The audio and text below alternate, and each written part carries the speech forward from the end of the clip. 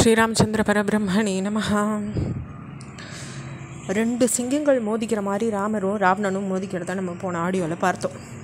அப்போ தேவாலும் கந்தர்வர்களும் சித்தர்களும் ரிஷிகளும் ரொம்ப ஆர்வத்தோடு அந்த போரை கவனிக்க ஆரம்பிக்கிறாங்க. அப்போ ராவணனுடைய அழிவை குறிக்கிற வகையில் பல துர்நிமித்தங்களும் அங்கே உண்டாகிறத எல்லாராலையும் பார்க்க முடிஞ்சுது. ராவணனுடைய தேர் மேலே ரத்த மழை பொழிஞ்சுது. பெரும் சுழற்காற்று இடது பக்கத்துலேருந்து வலது பக்கமாக வீசிது. ராவணனுடைய தேர் சுழண்டுன்னு போன பாதைக்கு சரியாக மேலே ஒரு கழுகு கூட்டம் பறந்துன்னு போகிறத பார்க்க முடிஞ்சது. லங்கா நகரத்தை புழுதி காத்தால் மூட ஆரம்பிச்சுடுத்து காற்று. வால் நட்சத்திரங்கள் விழுந்து வெடித்து செதற ஆரம்பிச்சிது. ராவணனுடைய தேர் நகர்ந்த திசையில் பூமி நடுங்கித்து. ராவனுடைய தேருக்கு முன்ன சூரிய கிரணங்கள் விழுந்து இயற்கைக்கு மாறான நேரங்களில் அவை காட்சி அளிக்கிறத பார்க்க முடிஞ்சுது.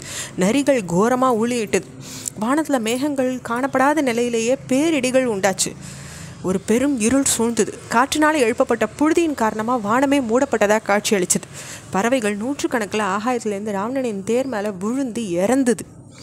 அவனுடைய தேர் குதிரைகள் கண்ணீர் சிந்தித்து. ராவணனுடைய பேராபத்து காத்திருக்குன்றத இந்த அபசகுணங்கள்லாம் நன்னா தெளிவாக எல்லாருக்குமே காட்டித்து. அதே சமயத்தில் ராமரை சுற்றிலும் நல்ல சகுனத்தின் நிகழ்ச்சிகள் நடந்துட்டு தான் இருந்தது. சகுனங்களை பற்றின சாஸ்திரத்தை அறிஞ்ச ராமர் இதை பார்த்து ரொம்ப மகிழ்ச்சி அடைஞ்சார். மனுஷ குலத்தை சார்ந்த ராமருக்கும் அரக்கர் குலத்தை சார்ந்த ராவணனுக்கும் இடையே நடந்த பயங்கரமான யுத்தத்தை பார்த்து ரெண்டு தரப்பு படைகளும் செயலிழந்து பிரமித்து நின்னுது. அனைத்து உலகங்களும் அந்த யுத்தத்தின் தன்மையை பார்த்து அஞ்சி நடுங்க ஆரம்பிச்சது. ராவணன் மேலே வச்ச விழியை அகற்றாத அரக்கர் படை வீரர்களும் ராமர் மேலே வச்ச பார்வையை திருப்பாத வானரப்படை வீரர்களும் ரெண்டு சித்திரங்களை பார்க்கறது போல் அவளை பார்த்துட்டு வியந்து நின்னாங்க. வெற்றி பெற போகிறோன்றதை முழுமையாக நம்பின ராமரும் மரணத்தை தழுவ போகிறோன்ற உணர்ந்துட்ட ராவணனும் தங்கள் போர் திறனை முழுசாக காட்டுறதுல முனைய ஆரம்பித்தாங்க. இந்திரனால் ராமருக்கு அனுப்பப்பட்டிருந்த தேரின் கொடியை அறுத்து வீழ்த்துறதுக்காக ராவணன் எய்த அஸ்திரம் பயனற்று போச்சு. ராவணன் செஞ்ச முயற்சியை பார்த்து ராமர் எய்த அஸ்திரமோ ராவணனின் தேர்கொடியை அழுத்து வீழ்த்துடுறது. இதையடுத்து ராமனுடைய தேர் குதிரைகள் மேலே பானங்கள் ஏவரார். தெய்வீக தன்மை படைச்ச அந்த குதிரைகளோ சித்த கூட அசைஞ்சு கூட கொடுக்கல. தாமரத்தட்டுகள் மேலே விடுறது போல் ராவணன் எய்த அம்புகள் அவளை ஏத்துண்டு அவள் தள்ளுற மாதிரி ஆயிடுச்சு.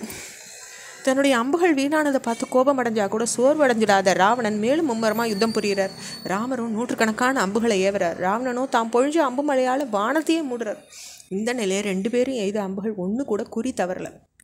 ரெண்டு பேரும் ஒருத்தருக்கு ஒருத்தர் தாக்கி காயப்படுத்தின்னு இருந்தாங்க. தேரை செலுத்துறதுல ரொம்ப திறன் படைச்ச ரெண்டு பேரோட தேரோட்டிகளும் தங்கள் தேர்களை நேராகவும் குறுக்காகவும் முன்னும் பின்னுமா வட்டமாகவும் செலுத்தி தங்களுடைய திறமையை வெளிப்படுத்தின்னு இருந்தாங்க. மலைகள் வனங்களோட பூமி நடுங்கித்து. சூரியன் தன்னுடைய ஒளியை இழந்தார். காற்று வீசலை. கந்தர்வர்களும் கிண்ணறர்களும் சித்தர்களும் ரிஷிகளும் கவலைக்குள்ளாகி ராவணனை வெல்லட்டும், அமைதி நிலவட்டும், உலகங்களும் நலமோடு இருக்கட்டும்னு துதிக்க ஆரம்பிக்கிறாங்க. ராவணனுடைய தலையை தன்னுடைய அம்பினால் அறுத்து எறிஞ்சார். ஆனால் அப்படியே நடந்த உடனேயே ராவணனுக்கு வேறு ஒரு தலை உண்டாச்சு. அதையும் ராமர் அறுத்தெறிஞ்ச போது மேலும் ஒரு தலை உண்டாச்சு.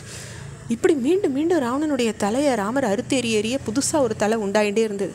இப்படி நடந்துன்னு இருக்கவே ராவணனை எப்படி கொல்றதுன்னு ராமர் சிந்தனையில் ஆழ்ந்தார். மாரீச்சன், கரண், தூஷ்ணன், பிராத்தன், கபந்தன், வாலி இப்படி பலரை வீழ்த்தின என்னுடைய அஸ்திரங்கள் ராவணன் கிட்ட பயனற்று போகிறதே, என்ன காரணம்னு யோசிக்க ஆரம்பித்தார். யுத்தத்தில் தான் காட்டின்னு வந்த முனைப்பை கைவிடவே இல்லை. அவர் மேலும் ராவணன் மேலே அம்பு பொழிகிறார். அவனும் பல ஆயுதங்கள்னால அவரை தாக்குறான். இரவு பகலாக இந்த யுத்தம் நடந்துகிட்டே இருந்தது. அவள் ரெண்டு பேரும் ஒருத்தர் மேலே ஒருத்தர் ஏந்துண்ட அம்புகள் வானவெளியே மூடித்து. அவளுக்கிடையே காற்று போகிறது கூட இடைவெளி இல்லையோ அப்படின்ற பிரமிப்பு எல்லாருக்கும் ஏற்பட்டது. யுத்தத்தை கவனிச்சுட்டு இருந்த தேவர்களும் ரிஷிகளும் யக்ஷர்களும் நாகர்களும் அப்சரசுகளும் இதை வர கண்டும் கேட்டும் இராத இந்த யுத்தம் நடக்கிறத பார்த்து வியந்துன்னு இருந்தாங்க. வானத்துக்கு ஓம வானம்தான், கடலுக்கு ஓம கடல் தான், அதுபோல் ராவண யுத்தத்துக்கு ஓம ராவண யுத்தமே தான் அப்படின்னு கந்தர்வர்களும் அப்சரஸ்களும் சொல்லி வியந்துட்டாங்க.